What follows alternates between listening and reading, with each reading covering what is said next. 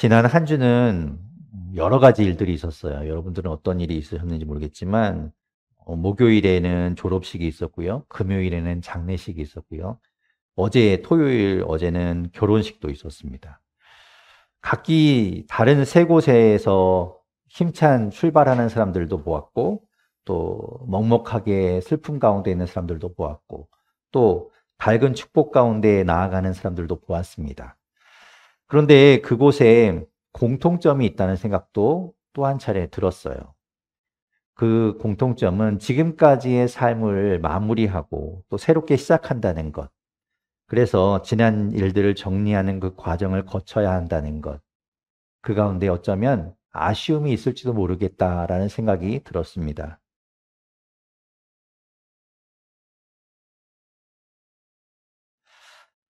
어, 아쉬움은 우리의 삶 가운데서 어떻게 보면 떨쳐낼 수 없는 우리가 늘 함께하는 것 중에 하나일 거라고 생각이 들기도 해요. 매번 뭐 어떤 특별한 일을 만나서가 아니라 매 순간순간 우리 돌아보면 어쩌면 그 모든 것들 가운데 아쉬움이 남지 않나라는 생각도 하게 됩니다.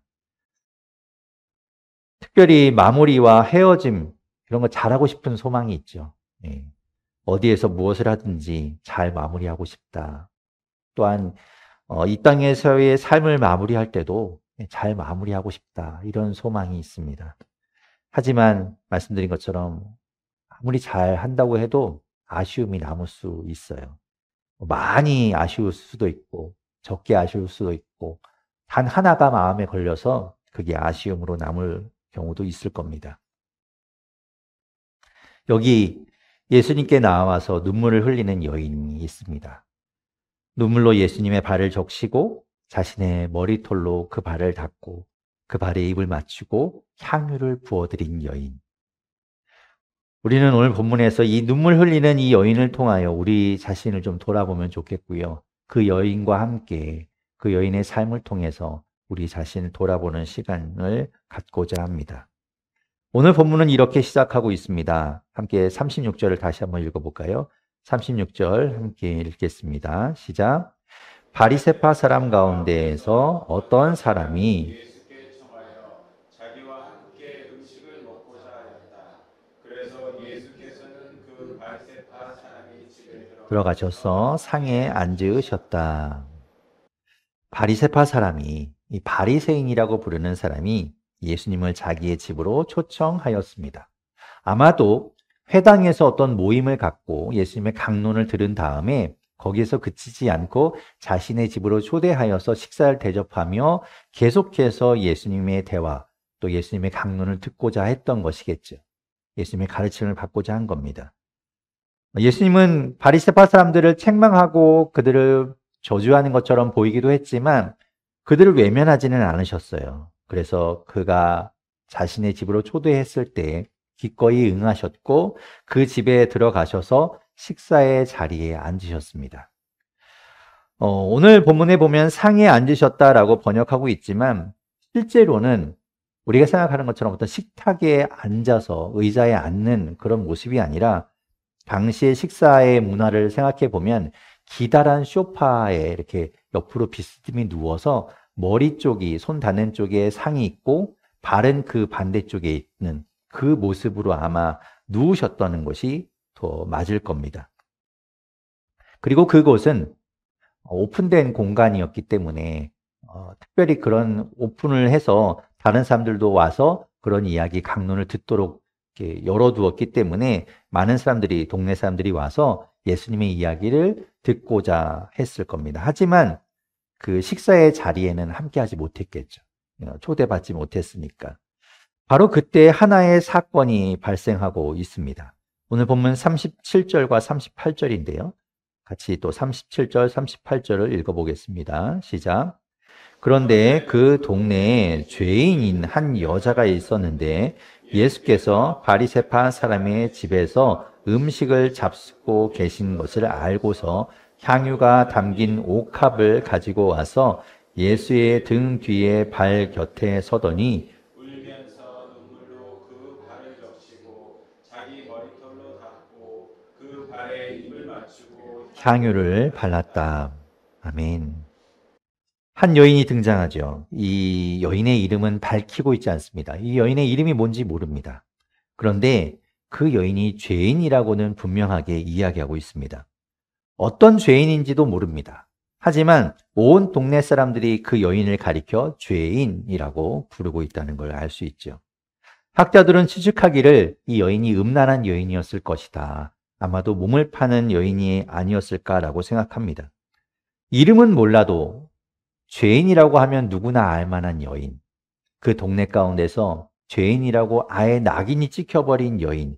그 여인이 지금 예수님께 다가온 것입니다.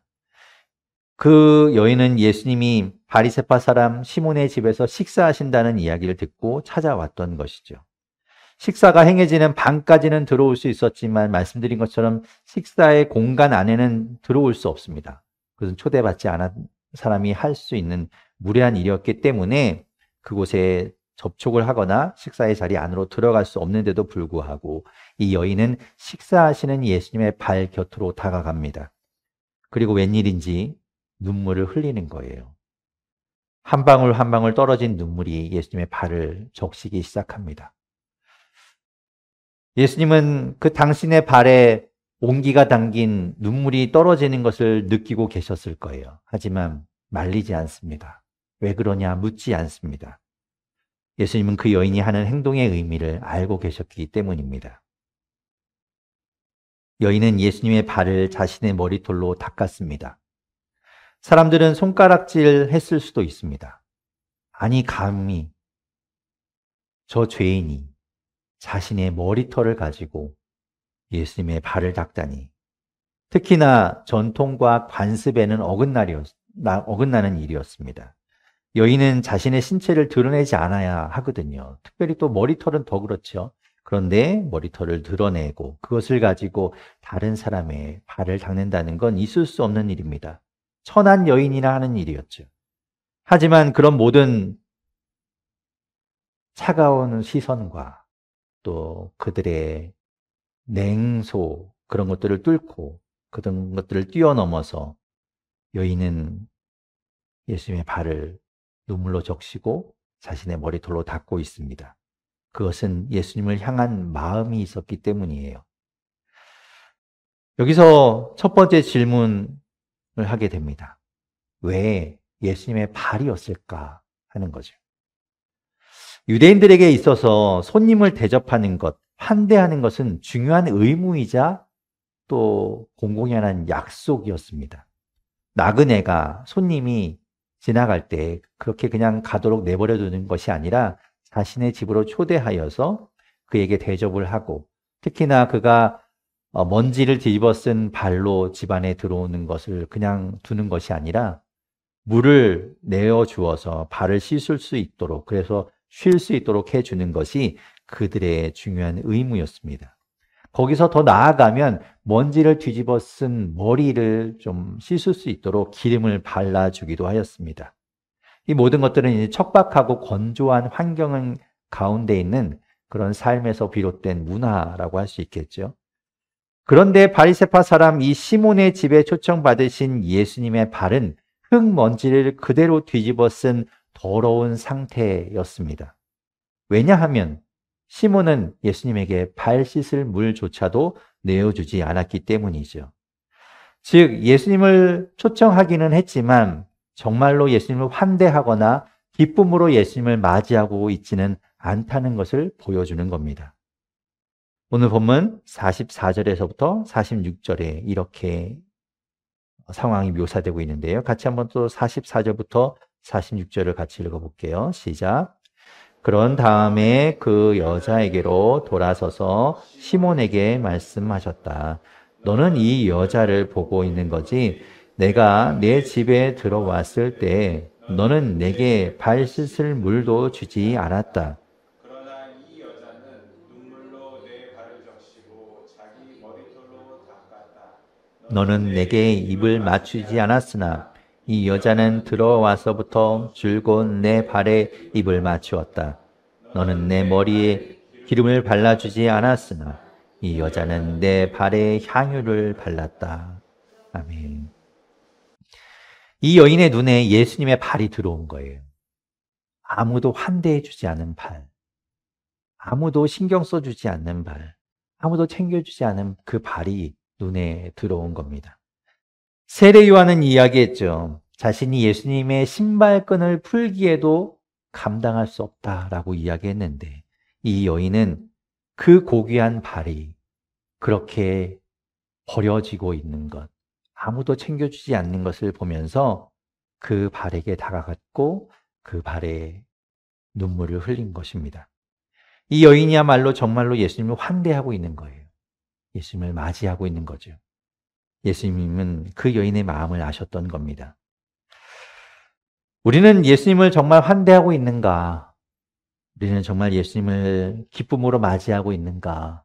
우리는 정말 예수님을 정말 내 마음을 다하여 기뻐하며 그렇게 예수님 앞에 나아가고 있는가 생각해 봅니다. 예수님께 우리의 모든 것들이 집중되기를 바라고요. 예수님께 우리의 모든 것들이 맞춰지기를 바랍니다. 예수님 그 모습 하나하나 우리가 살피고 그 하나하나에 우리의 마음을 담고 그렇게 주님을 맞이하고 그 먼지 묻은 발조차도 우리의 눈에 띌 수 있기를 바라고 그렇게 주님을 맞이하는 우리가 되기를 바랍니다. 매번 예배하러 나올 때마다 그 먼지 묻은 발 그렇게 계신 예수님이 눈에 보이고 그 예수님께 나아가는 우리 모두가 되면 좋겠습니다. 그런 예수님을 초청한 바리새파 사람 시몬은 전혀 다른 생각을 하고 있어요.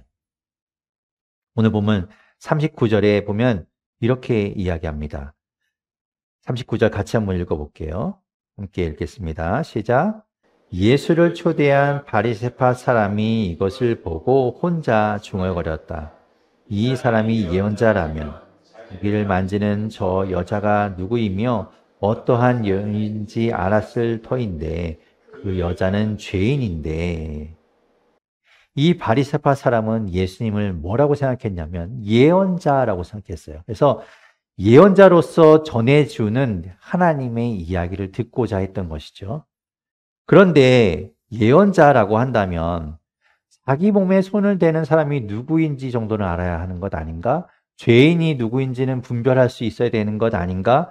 그런데 죄인이 저렇게 자기 몸에 손을 대는데도 그것을 그냥 모른 척하고 있다니 과연 저 사람이 예언자가 맞는가? 라는 의문을 가지고 있었던 것이죠. 혹시 가짜가 아닌가?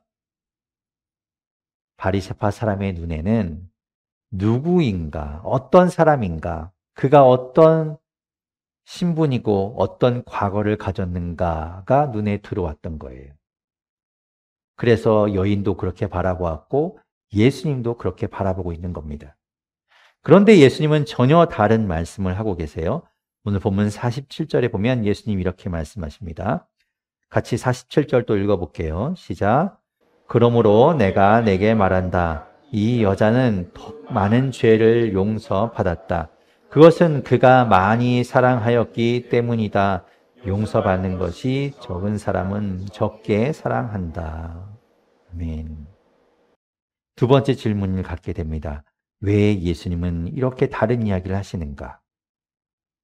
바리새파 사람의 눈에는 누구인가가 중요하고 어떤 자격을 가졌는가가 중요하게 다가옵니다. 그래서 그 자격 때문에 사람들을 나누고 누구는 할 수 있고 누구는 할 수 없는 일, 그렇게 구분하고 또 정죄하는 일을 하는 것이죠. 그런데 예수님께는 그런 것들이 중요하지 않은 거예요. 자격이나 신분이나 이런 것들이 다 중요하지 않습니다. 왜냐하면 우리 모두는 예수님 안에서 이전의 것이 다 지나가고 새롭게 되기 때문입니다. 새롭게 시작하는 거예요. 그래서 예수님께 중요한 것은 무엇을 하고 있는가, 그리고 왜 하는가, 이것이 중요했던 겁니다. 지금 이 여인은 용서받은 것 때문에 지금 예수님께 사랑을 표현하고 있는 겁니다. 그러면서 예수님은 바리새파 사람 시몬에게 비유를 말씀하셨어요. 이런 이야기입니다. 어떤 돈놀이꾼에게 빚을 진 사람 둘이 있었습니다. 한 사람은 500데나리온을 빚졌습니다. 약 1년 반 정도 되는 그런 돈입니다. 연봉에 해당하는 돈이에요. 또 한 사람은 50데나리온, 즉 2달치가 조금 안 되는 정도의 돈을 빚진 사람입니다. 둘 다 쉽게 갚을 수 없는 그런 액수긴 해요. 가난하니까 돈을 빌렸을 터이니까요. 그런데 돈 놀이꾼이 두 사람의 빚을 없애준다고 한다면 누가 더 그를 사랑하겠느냐라는 질문이었죠. 당연히 많은 빚을 진 사람이 더 많은 빚을 탕감받았기 때문에 더 사랑할 겁니다. 이 여인은 많은 죄를 용서받았습니다. 사람들의 냉대와 멸시와 차별을 당해야 할 만큼의 죄를 지었음에도 불구하고 그 여인이 예수님께 죄의 용서함을 받았다는 거예요. 그래서 여인은 예수님을 더 사랑하고 있는 겁니다. 자신의 것을 다 드려서 사랑의 마음을 표현하고 있는 것이죠. 용서받은 사람이 사랑하는 겁니다. 우리는 예수님을 사랑하고 있습니까? 용서를 적게 받았으니 나는 용서받은 게 별로 없는 것 같으니 적게 사랑해도 되겠지. 그렇게 우리가 받은 것이 적은 것이라고 생각되시나요? 그러나 정말 중요한 것은 죄의 크기나 경중이 아닙니다. 그 용서를 깊이 깨닫는가가 중요한 거예요. 그 용서를 통해서 우리가 살아났다는 것, 그 용서를 통해서 우리가 생명을 얻었다는 것, 그것이 중요한 겁니다. 우리는 죄인입니다. 우리를 사랑하신 그 용서를 통해서 그 용서를 깨닫고 그 용서로부터 우리도 예수님을 향한 그 사랑을 표현하게 되기를 바랍니다. 우리를 용서하신 그분께 나아가 우리의 사랑을 표현하는 우리 모두가 되기를 바랍니다. 세 번째 질문을 갖게 되는데 왜 예수님의 말씀과 다르게 이 여인은 행위로 용서함을 받게 되는가입니다. 무슨 말인가 하면 지금 보았던 말씀 47절에서도 말씀하셨죠. 그가 용서함을 받았다라고 이야기하시는데 많이 사랑하였기 때문이다라고 이야기하고 있어서 마치 죄 용서를 받는 것이 어떤 행위로부터 비롯된 것처럼 생각하기 쉽습니다. 하지만 그런 이야기는 아니죠. 또한 예수님이 말씀하시는 것처럼 용서를 받기 위해서 사랑해야 된다는 그런 이야기도 아닙니다. 앞뒤의 순서를 우리가 잘 살펴보아야 돼요. 이 여인은 이미 이전에 아마도 예수님을 만나서 죄의 용서함을 받았던 것으로 보입니다.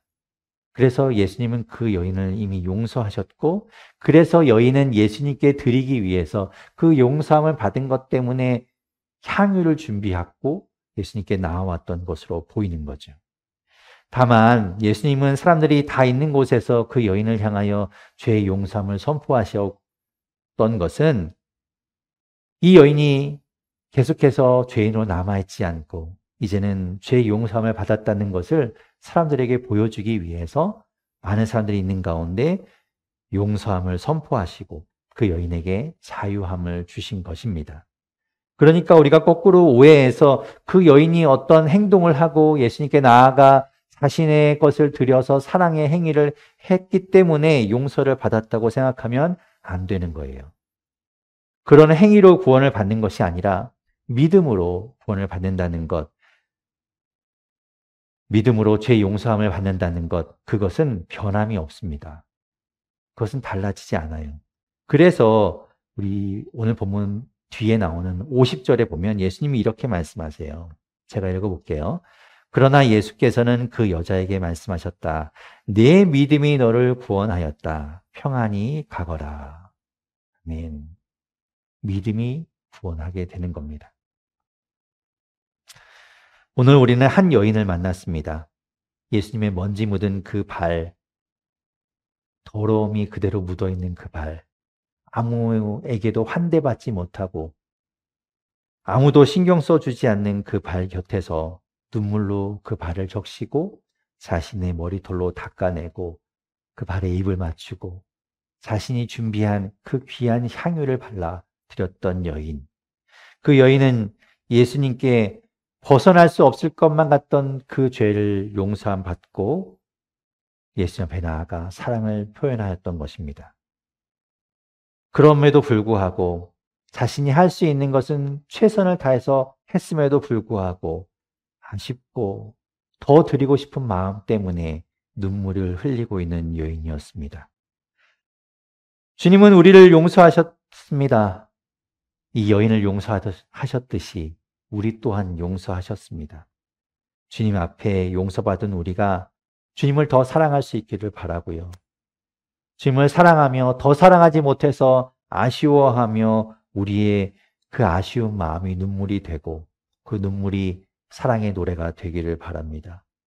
그 주님 앞에 우리의 마음을 다해서 평생도록 주님 앞에 나아가 그 발 앞에 엎드려 예배하는 우리가 되기를 바랍니다.